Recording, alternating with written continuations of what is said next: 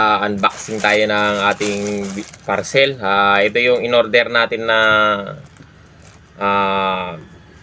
Bluetooth board. Dumating na. So, testingin natin siyang buksan.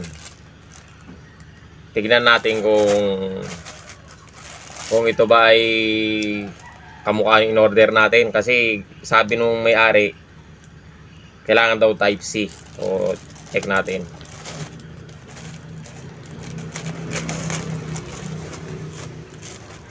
Yun. Tignan natin kung ayun, laki na remote.